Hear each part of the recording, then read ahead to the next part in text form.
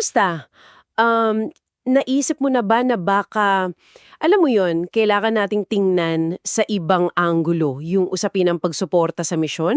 Yung tipong, paano kung ang paghingi ng suporta hindi pala siya parang pamamalimos, kundi isang banal na pakikipagpartner sa Diyos mismo? Based kasi dito sa mga sulatin na pinag-usapan natin tungkol sa teolohiya ng provision. Himayin natin to. Yung konsepto na ang Diyos pala ang parang siya yung ultimate fundraiser, ganun. At yung pagsuporta natin sa gawain niya, pakikibahagi na pala natin dun. Importante to kasi binabago nito yung mindset natin sa fundraising, di ba?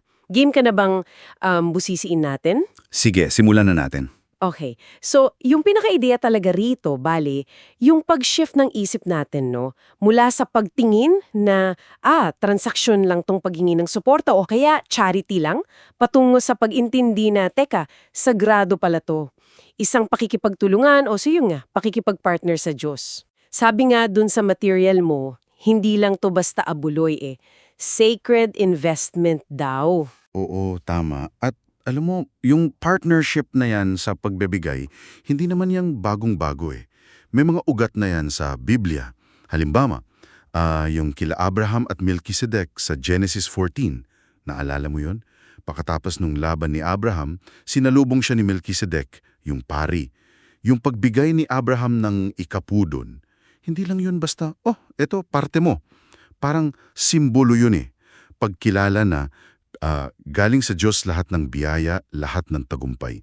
Tapos may mutual blessing pa. Oo, yung part na yun. Malinaw nga. Tapos isa pa yung sa Exodus 16, yung pagbibigay ng Diyos ng mana sa mga Israelita.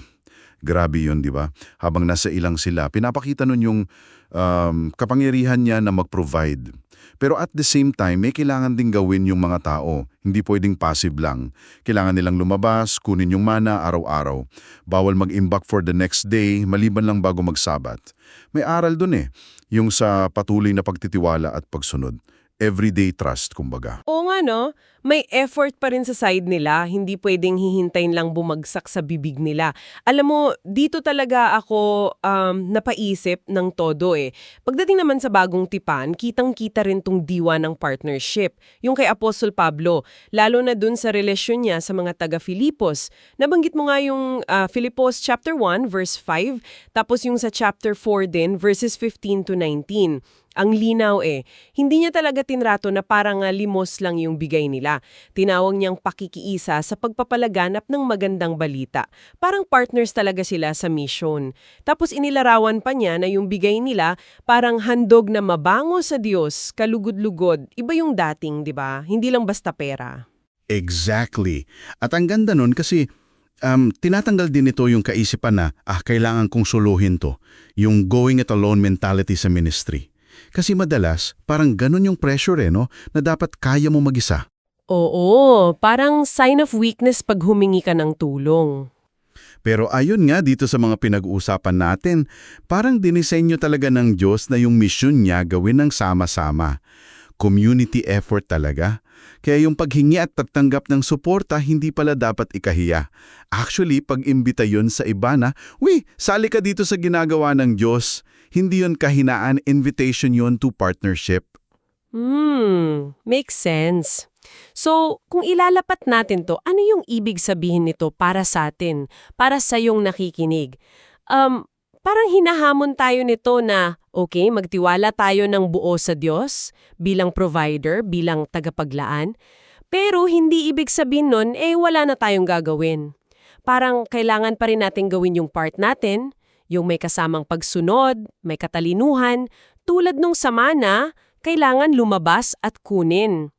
O tulad ni Pablo, active siyang nag-build ng relationships, ng partnerships, may action pa rin talaga, hindi passive waiting lang. Mas malalim pa doon. Tungkol siya sa espiritual na pakikibahagi, sa puso at gawain ng Diyos.